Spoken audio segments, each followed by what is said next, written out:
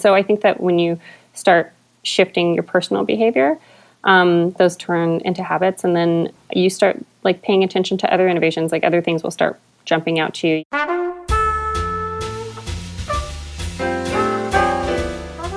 Welcome to the Let's Give a Damn podcast. I'm Nick LaPara, and this is my chance to talk with people who are doing extraordinary things in the world because they saw something wrong that needed to be made right, and they gave a damn about it.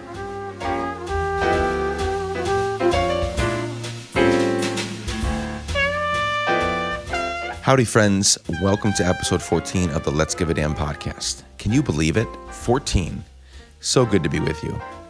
Before I introduce my friend and guest for today, I want to speak directly to you for a moment. I've been thinking about some stuff, and I want to share it with you, briefly. First, this podcast is my favorite thing I've ever done. Honestly, and I've done a lot of cool things. This one tops them all, I think. I love the conversations I get to have, and I love the process of creating.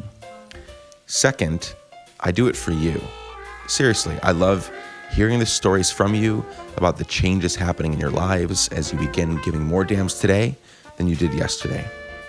Third, I can't do this without you. I really mean that. I need your help, your ideas, your support, and a hell of a lot more. My dream is to create a platform for us to tell these stories through a podcast, through videos, through social media, through printed journals, periodicals, through a book, through public speaking. If you'd like to find out more ways to help me do this, go to patreon.com, search for Let's Give a Damn. And honestly, if you're not able to help out financially, please just share this with everyone you know. Many of you are already giving financially, and many more of you have shared this with your friends. Keep doing this. I mean that. The three things I just shared, I mean those. This is a really incredible opportunity, and I love that you're along for the ride. Okay, on to our guest for today. I got to chat with my friend, Melissa Orozco. I met Melissa last year at Mashable's Social Good Summit in New York City. I was there with my good friend, Brandon Harvey. Go check out everything Brandon is doing, by the way.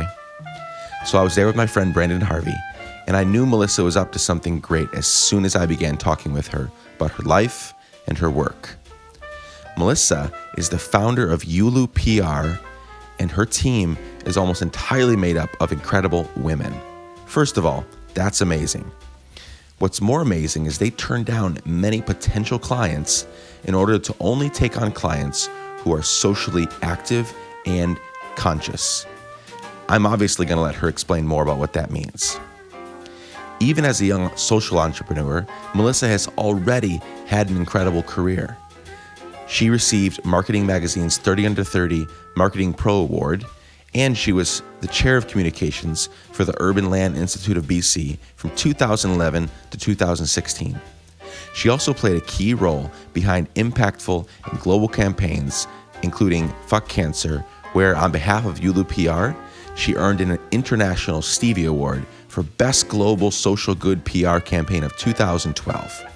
Additionally, she worked with World Housing, where she launched a PR strategy for the world's first one-for-one home gifting model, resulting in homes for more than 2,000 Cambodians. She has earned many other awards, but I'll stop here as to not give her a big head. Just kidding. But seriously, she's a remarkable human, and I'm stoked to share our conversation with you. So without further ado, here's my chat with the incredible Melissa Orozco.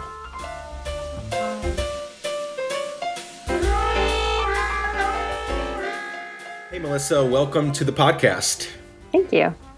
So glad you're here. We've been trying to set this up for quite some time, but I'm super excited, for you to be here. So thank you so much. You and I met very briefly at the Social Good Summit in New York City a few months ago with now our mutual friend, Brandon Harvey.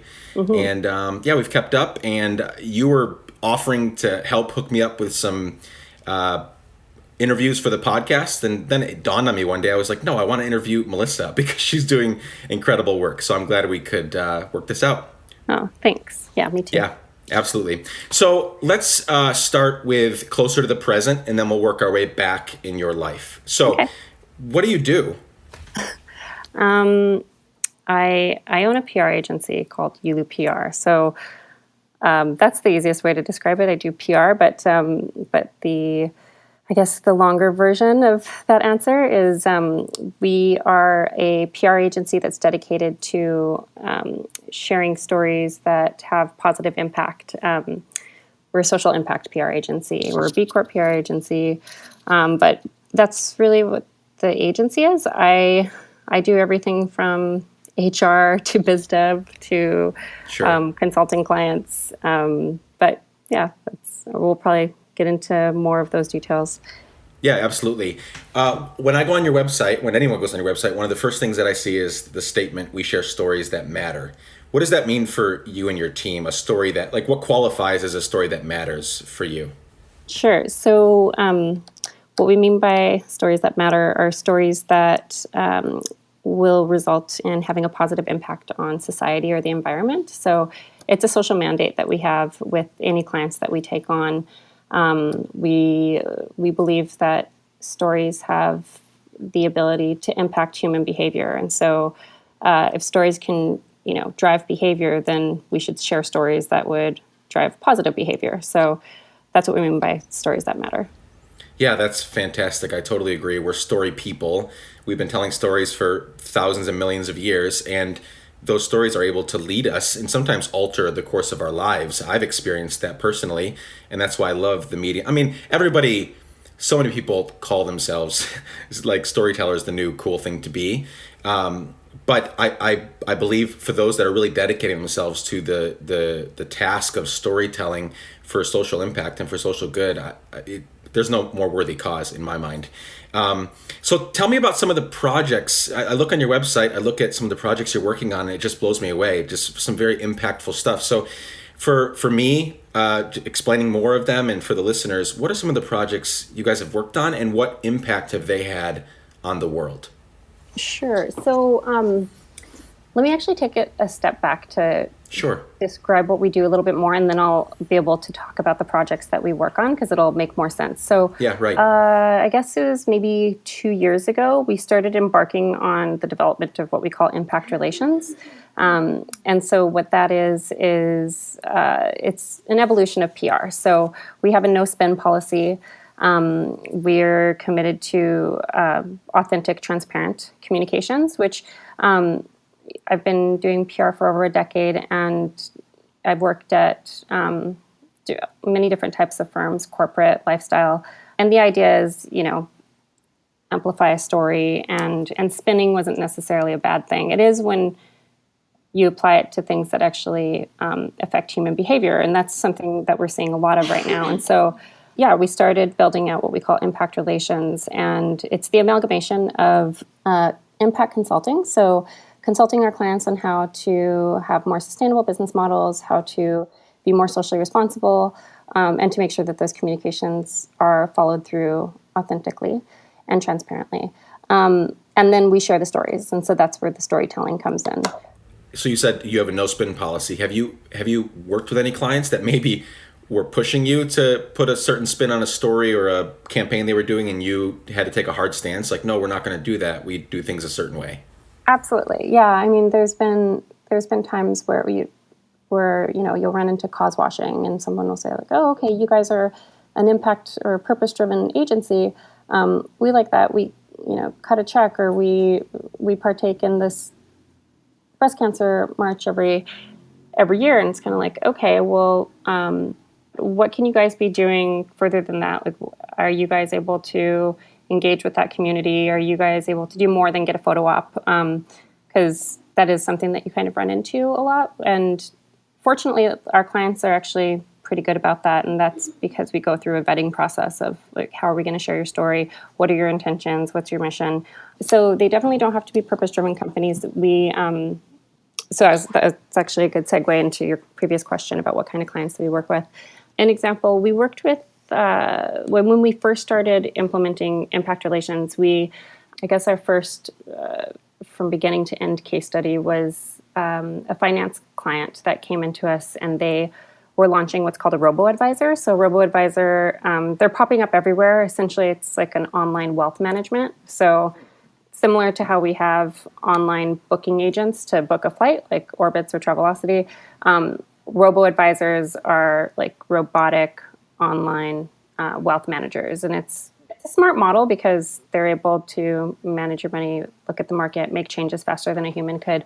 So this industry has been growing. They came to us to do PR because they understood that we have finance and tech experience. And again, that's part of we're a generalist agency. We just have a social mandate that we apply to all of it. So we have clients in tech, real estate, lifestyle, et cetera. And so they referred to us, but instead of just turning them away and saying, oh, okay, you don't have a social mandate, you guys aren't doing anything socially innovative, they hadn't even launched yet. So it was an opportunity for us to say, like, take the first call, say, like, okay, we're really, it's great talking to you. We try not to push our agenda too far down the throats of businesses, because those are the people that we actually want to convert, right? So we went back and looked at what the market opportunity was. What are some of the social innovations happening in the fintech space? How might we be able to come back to this business and say, okay, we want to work with you, but here are some things that we think could really bring, more impact and more significance to your campaign.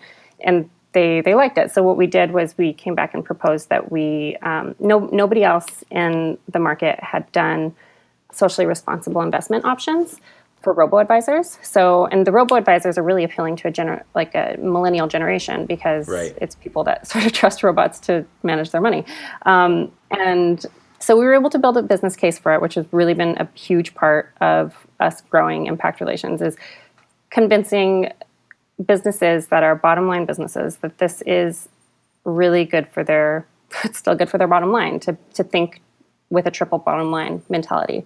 So when we launched as the country's first robo-advisor with socially responsible investment options.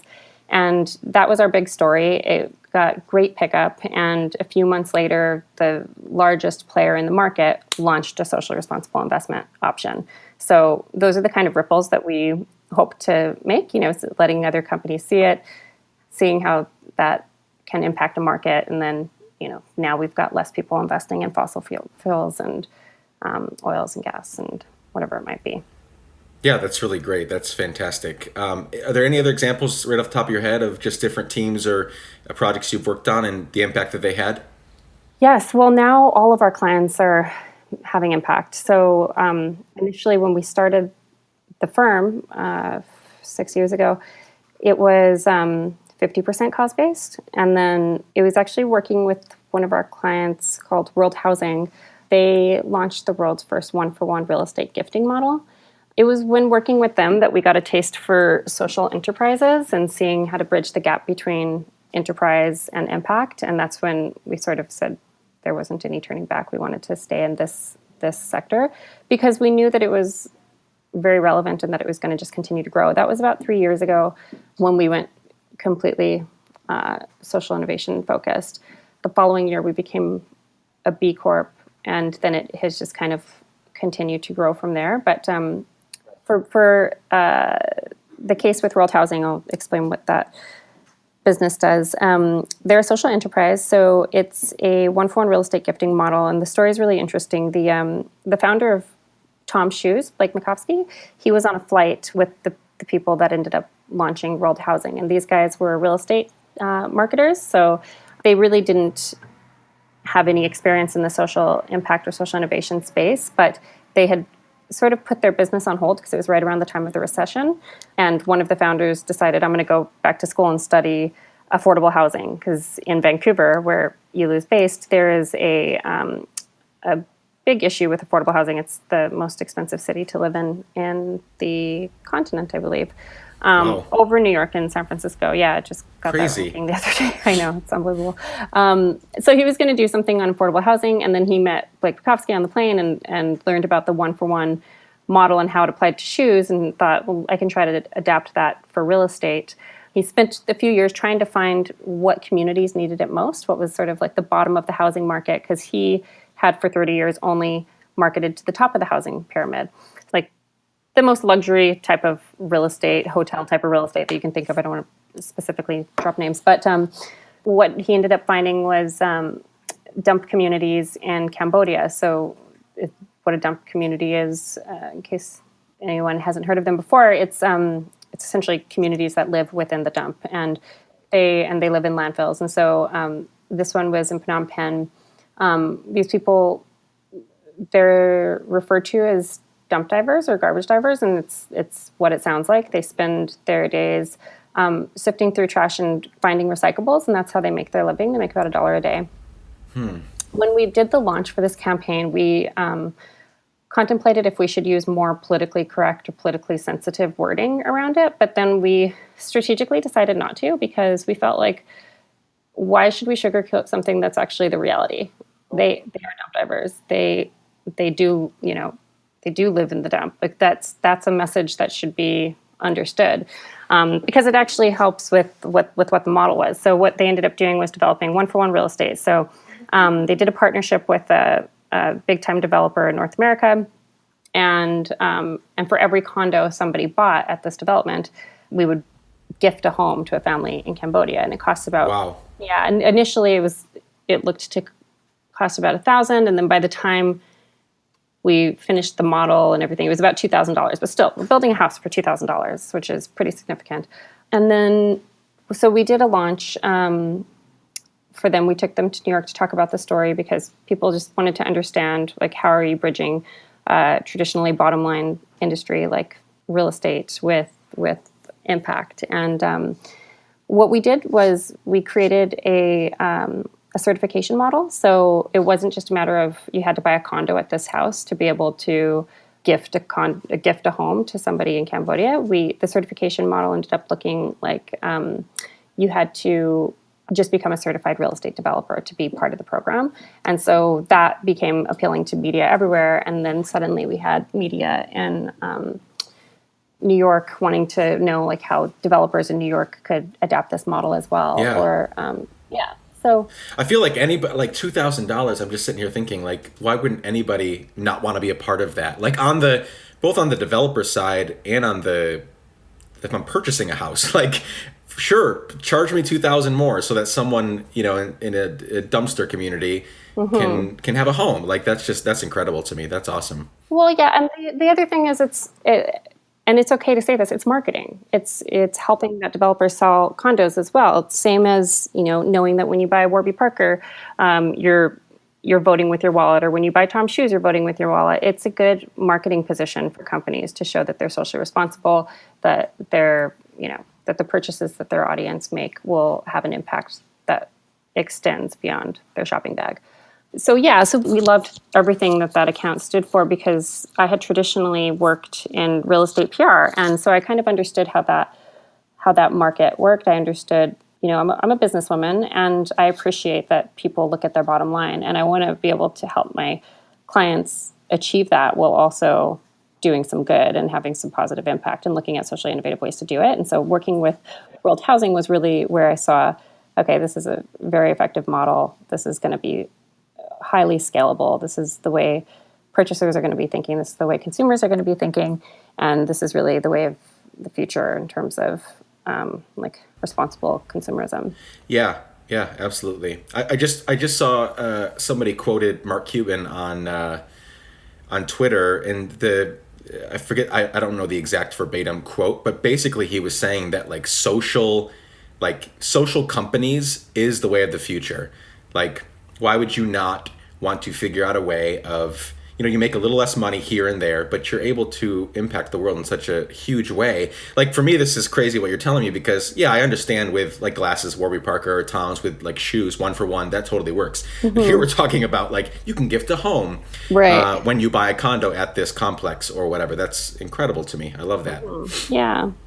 Yeah. Okay, so you mentioned bottom line a few seconds ago. Let's talk about real quick, not specific numbers, but let's talk about your bottom line. When you guys decided to go, I think I saw 2015, you decided to work exclusively with brands that, demonstrate social innovation or were open to it. So as you guys have gone down this path, have you guys seen a positive or negative effect on your company as a whole, on your financials? Like, how has this transition gone from, primarily thinking about we're a company that makes money to we're going to do that still. Like you said, you're a businesswoman, but now we're going to also work with companies that give back. Right. Well, so in terms of a profitability perspective, we've managed to maintain the same profit percentage, which is great.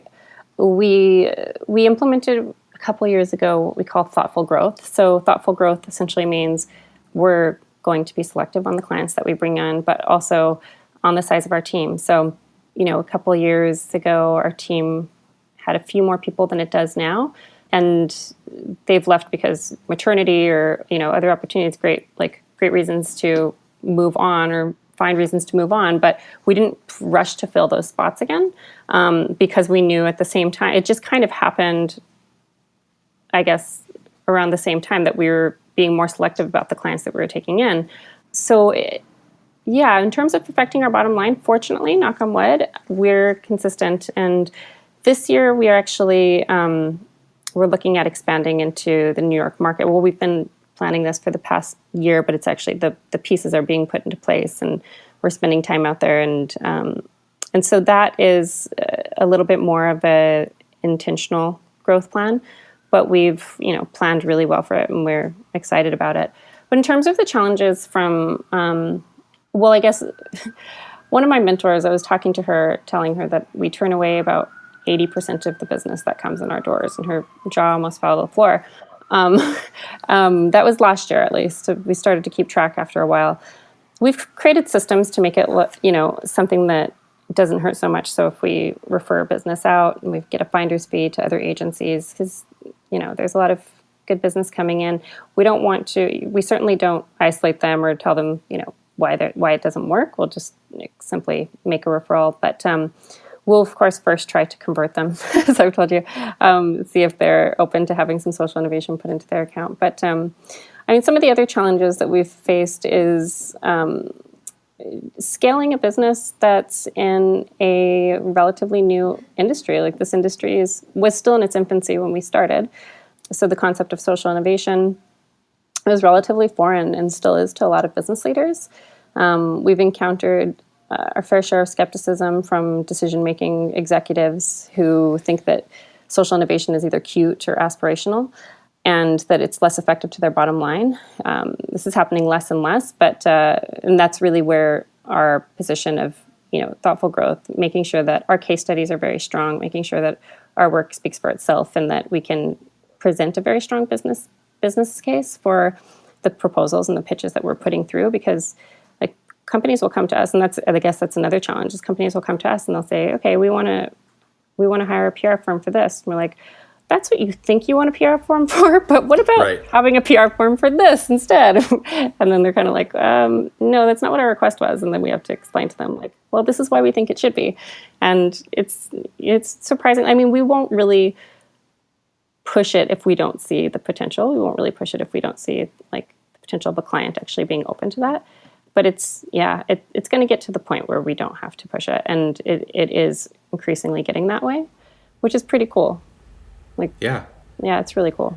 Yeah, absolutely. Okay, before we move on to talk about you for a little bit, explain B Corp for the listeners. My guess is probably a lot of people listening don't know what that is, how a business becomes that, why they should become that. So could you give us a brief explanation for B Corp, and then we'll move on to you? Yeah, sure. So B Corp B Lab is a nonprofit that oversees a community of B Corps. And so B Corp, to be a B Corp rated company, it means that you've become certified through a pretty vigorous review process. The B Corporation will look at your employment policies, your worker rights, how much are you paying them? So in Vancouver, for instance, the living wage in Vancouver is $40,000. So you have to pay everybody at least living wage in your company. That is not the living wage of other cities. So it's a little challenging when you're in one of the most expensive cities to have that as your starting point. But sorry, let me stick back to B Corp, because I could talk about B Corp all day. There's so many great things about it. It's a community of 2,000, I think we just reached, businesses that are essentially committed to using their business as a force for good. The network is growing pretty rapidly as the social innovation conversation and space is growing, which is great. Like I said, with the impact assessment, what you have to do in order to become B Corp certified, it also keeps you accountable, like being part of the community. It keeps you accountable much after you become B Corp certified as well, because you're in an ecosystem of other businesses that have similar values or that have different challenges that we're all sort of hearing about and wanting to adhere to. So B Corp, it's not industry specific. You can be a law firm, in our case, a PR firm. You can be like, some of the B Corps that brands you would know is like Etsy or Ben and Jerry, Patagonia. Oh, and then Eileen Fisher just became one. And then you have companies that are in the consulting services. So previously, if you wanted to have a stamp showing like your ethos or your mandate, you were usually in the product services. So you might have an organic or free trade or something like that, kind of justifying the steps that you've taken to have a more socially responsible or environmentally responsible product. But companies that were in the business sector, such as PR firms, legal firms, consultants, they couldn't get that kind of stamp. So it was a little difficult to align and show that this is a value system or a value chain that you believe in, on as a first impression marketing tool, if you will. Yeah. So that I would say is actually the last benefit that I would say, and it's actually a really strong one, is that it is great marketing because of the network that you're part of. B Corps really love championing other B Corps or just other socially responsible businesses. Like we've gotten inquiries from other businesses that are certainly not a B Corp, and you don't have to be, but they're like, oh, we like the fact that you guys are a B Corp. That shows that you have these set of values. So we think that you'll probably be a good communications agency to communicate our story and to help make sure that it's authentic or whatever it might be. So yeah, I don't know if that answered what a B Corp totally. is. Yeah. It answers it. If people can find a website where all these are listed if they want to really make sure they're buying from or consuming from companies that are B Corps. Can they find this online? Yep, you can go to I think it's like bcorporation.net or anyway. They can Google it and it's there. Google B Corp and then on the homepage I think it's right there. It says find a B Corp. And then like any service you want, if it's, if you want a lawyer that's a B Corp, if you want to shop from brands like clothing brands that are B Corps, you can find out who are B Corps. And we work pretty close with them. We work with other B Corp PR agencies to share some of the, like we've brought impact relations into the B Corp community, and we call it the B Impact Relations Council. And so we've teamed up with other PR firms that are B Corps, and we're creating communication strategies to start sharing some of the stories of various different B Corps, getting our mission out there. We're working on a big campaign this year. It's called the Inclusive Challenge. So you've probably heard a lot about inclusiveness lately. And so the whole 2,000 businesses are committed to taking an inclusive challenge. Well, that's if everybody takes it. But the community itself is kind of all surrounding around this inclusiveness topic right now. And there's like one-off conferences happening in different cities. And yeah. Great. Thank you for explaining that. We're going to spend the rest of the time on you. Enough about work. Tell me a little bit about your upbringing, your family, the kinds of things that would help us understand how you became a person that gives a damn about others in such a meaningful way, namely like your whole career right now. Sure. Give us any of that. Okay. I'm from Albuquerque, New Mexico. I was born and raised. All of my family is there. And I had a pretty traditional American upbringing. Parents were very involved in our extracurriculars. Football was on every Sunday. My parents were very much into rock and roll and classic rock, and so we actually learned a lot of our life lessons through music. But Albuquerque is where I was raised, and it's a beautiful state with really amazing, passionate people. And like any other city, it has its social issues. So everything from, there's addiction, there's issues where Native Americans are a little overlooked, as a gentle way of putting it. And my parents divorced they separated when I was 6, they divorced when I was 9. My brother and I lived with my dad, and my sister lived with my mom. When I was 15, my dad passed away. We were really close. I found him in his bed, actually. It was, and it was one of those things that I think that I didn't really appreciate the significance that it would play in my life in the long run. I tried to just be strong and keep my head down, and I probably didn't give it as much credit to how it shaped me in the long run. It's now that I'm in my 30s that I look back and I think about what are the things that sort of molded me to be the person I am. But when you lose a parent, you become a little tougher. And I think that I did night school and summer school so I could graduate early. I wanted to keep good grades so that I could get into a good university.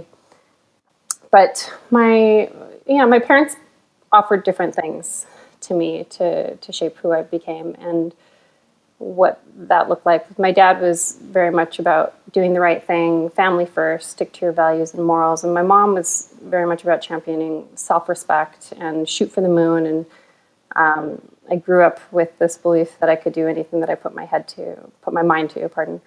And so they're both actually extremely instrumental and impactful on some of the decisions that I've made that led me to where I am. But moving to Canada was also a big thing. I think that it's not an opportunity that everybody has to live in a different country. And when you live in a different country and you have that outsider's perspective, you get to see from an outsider's perspective. And Canada is a very liberal country in general. So was there like a specific moment when the light switched on for you? Like, I call this the give a damn moment, where it's this moment that you can never come back from, where you start seeing the world differently. Did that take place when you were growing up? Once you were in your career? Has it happened yet? Are you still in the process of it happening? What's that like for you? So I think, like, professionally, it happened. Personally, it probably happened when I came to Canada.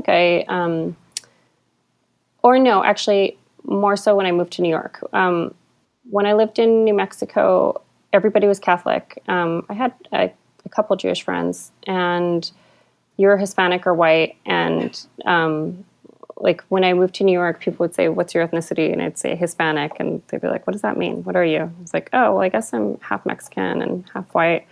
And like, there's a division though in New Mexico. You wouldn't say that you're half Mexican if you weren't, because it's a class thing. You wanted, it's really not cool.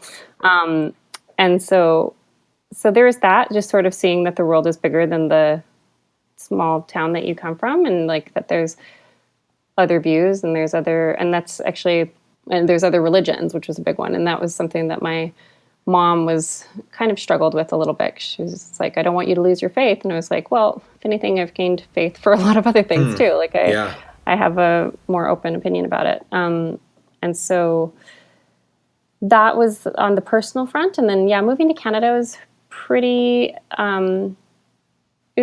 key in terms of like taking a step out of the country and seeing the country from an outsider's perspective. It was interesting. It's been interesting.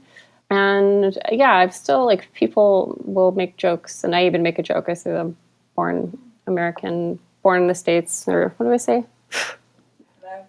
American by birth, Canadian by choice. There you go. I guess I don't say it that much. There you go. But I make this jingle. But I actually am really proud to be American. Like I might joke about it here and there, but it's sad to see the country in such a divide right now, and the fact that everybody is a little angry or confused or trying to figure it out. So that's part of the reason why we're looking forward to the expansion back to the US. Sure. So we feel like right now there's more need than ever to shine a light on some of the positive, socially innovative things that are taking place, because there is still a lot of that, obviously. Completely agree. Yeah. It's funny you mentioned the, American by birth, Canadian by choice. I grew up in Guatemala, so I was born in America. But I always say, whenever people ask me, what I am, who I am, I tell them Guatemalan, and I've spent, 14 years outside the U.S. in 25 different countries. Like, that's me. I struggle.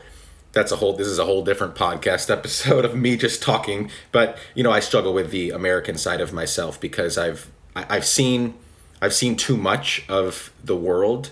Both the amazing parts of it. I've been in some of the most beautiful places in the world, and also some of the grossest, like ugliest, like war torn, pain stricken parts of the world. That like when I come back here, it just feels in some places now. New York's, there's more awareness in New York and different cities like that, but in a lot of places it's like, you've never left here, have you? The way that you talk and think and do things just clearly shows that to me. I'm always telling people, like, travel when you can, as quickly as you can, as long as you can, because there's so much more out there to see. You need But to, not everybody has that choice. Like, right, not true. everybody can. So like that's one of the hard things that I think that anybody that's sort of in the social impact space has to deal with. And when I say hard, it's like, okay, it's not that hard. Just do it. Is to sort of filter the judgment. Like, don't say like, oh, okay, well, travel more. You need to see the world. It's required that you be empathetic and just listen and try to like understand that people know what they know. Yeah, that's an incredible piece of advice. I love that. So in this ever changing journey of giving a damn, as it were, have you quickly recount, if you have any that pop up, any ups and downs? Like, what were the kinds of hardships that you've encountered as you've grown to become someone that gives more damns about more people, things, and places? Well, I miss my family. I don't think I could be as effective with my work doing it in Albuquerque. So, sort of thinking about, okay, well, it's not that you're putting your work first. Like, your work has purpose, so it's okay. And justifying that to myself, like, that's kind of been something that I struggle with from time to time, sometimes more than others. Like I'd mentioned earlier, making the business case has become a lot easier. Turning away a lot of business has become, we don't think about it anymore. It's not a struggle. Like, to be honest, like, we're actually at a really exciting point right now, is trying to think of some of those things prior to this call. Like, I don't know. I would say that we're kind of just focused on the highlights right now. Awesome. Yeah, No, that's good. I hate for that to sound cheesy, but we kind of are. No, that's great. I mean, as I've had conversations with different people, some have more downs and ups, and some have more ups than downs, and I think it's kind of seasonal. Where you guys are in a sweet spot, and that's really great, because I want people to know that it's not all like shitty. Like, you do get to a point where you get this like enjoy, impacting and changing the world. So I love that you're kind of short on downs and you're more ups right now. I love that. Right. Yeah. No, me too. Yeah. So most of the people listening, and I'm not guessing at this. Like, I talk with them through text, they email me, Facebook, whatever. Most of the people that I encounter that are into Let's Give a Damn, that want to be part of this family, they want to do something that changes the world to help those around them. I think everybody does, but these people are hyper aware right now. So can you give some just 2 or 3 practical steps based on your experience? If someone is living a pretty self-centered life, they're not thinking about setting money aside for this, that, or or buying from social impact companies, what are some ways that your average person can begin taking steps toward living a life that truly is others-centered? Yeah, it's funny. Asking that question is the first step. My mom actually asked me the other day. She's like, Missy, my family calls me Missy. She said, Missy, how I read your website and I thought it was really great. I would love to understand how I could have like more social impact in my life and in my career. And I was like so proud. Wow. I was so proud and touched, like, to hear my mom say that. That's awesome. And I'm thinking, okay, well, Mom, you're a real estate broker. How can I respond to this with something that can actually be applied? I don't want to say, change jobs. I don't want to say, because that's not the case. Like, there's innovations happening in every industry. But I told her that to start with making small changes in her personal life, that, like, kind of what you had mentioned, like voting with your wallet. So buying locally, if you already recycle, go one step further and compost as well. Like, just making these small little, like, personal lifestyle choices become habits. And then I think that you become proudful.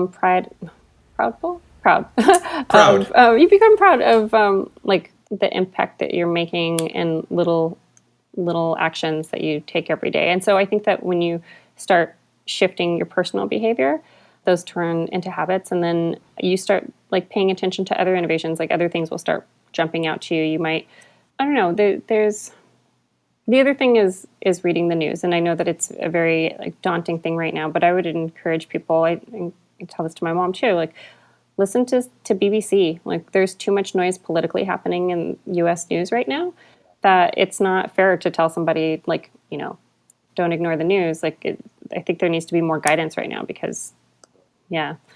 So yeah, just small personal habits, I would say, would be a great place to start. And then, like, there's publications for people that are like small business owners or even small to medium business owners. Fastco is amazing for social innovation. They're always spotlighting different innovations. So getting a subscription to that, or looking on their website, following them on Facebook even, and just seeing some of the spotlights that they're doing on companies that are finding innovative solutions for they problems. just launched or actually this coming week is their 2017 most innovative companies of 2017, and they have a whole nonprofit. They have a bunch of companies, and they're amazing companies. And then there's the nonprofit section, and I interviewed Brett Hagler from New Story Charity in San Francisco. He's the CEO, and they're similar. You mentioned the whole housing one for one. They have an incredible model where they build these $6,000 homes in communities all over the world. And they're doing incredible work, and they were on the list, so that was really cool.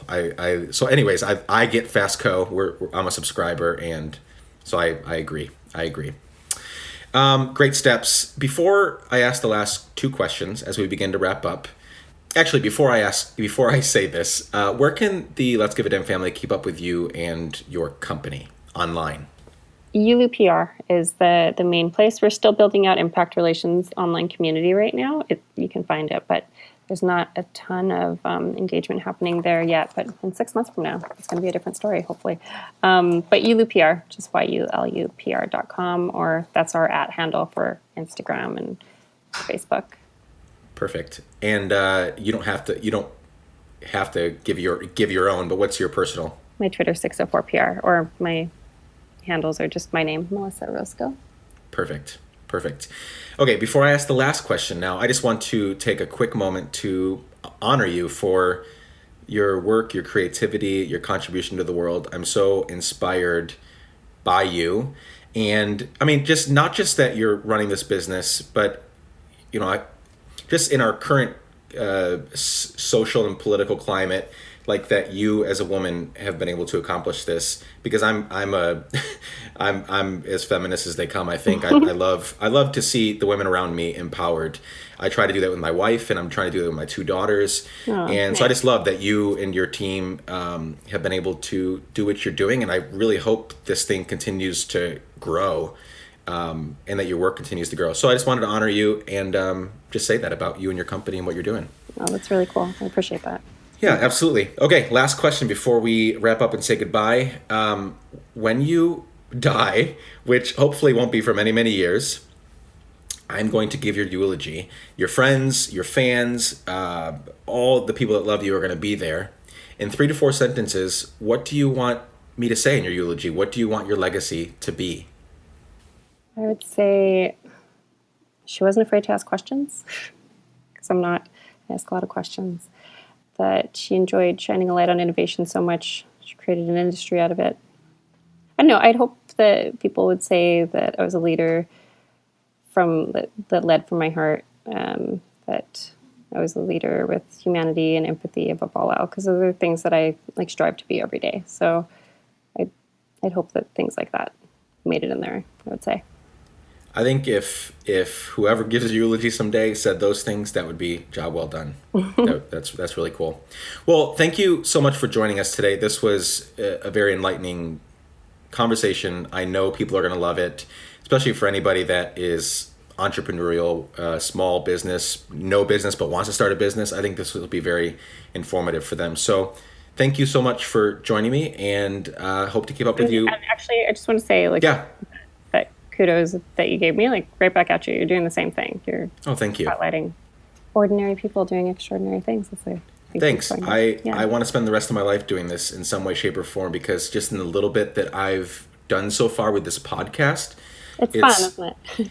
It's been, I've been doing this in my own life for many years, just traveling all over the world, trying to help people, trying to think of others first, but now getting to share stories and tell stories, even in this little way. Like, I want this to grow. I want this to be a big good news company, a good news platform. But right now it's a podcast, and yeah, it's been super fun. I mean, one of my friends, she listened to one episode, and the very first episode, and it caused her to not want to. She ended up quitting her job Wow. to go do what she's wanted to do for so long, which was be a teacher in a more urban inner city school. That was her heart.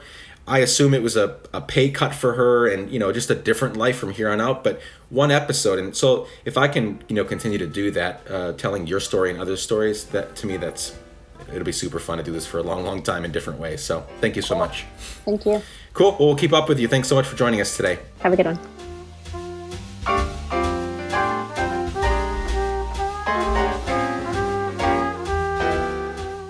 Guys and girls, I'm so thrilled that I got to have that chat with Melissa. Thanks for listening in. And make sure you don't just listen in, though. As a result, go out and give so many damns this week. I mean that. If you have a little extra juice in you, please go leave a review on iTunes. It will literally take 1 minute, 30 seconds even, and it helps us out a ton.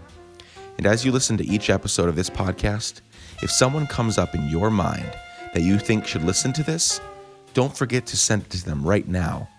Listening to this chat, this conversation, this dialogue may change the very course of their lives. Connect with us on social media. We're at Let's Give a Damn, Facebook, Twitter, Instagram, and I'd love to chat with you there.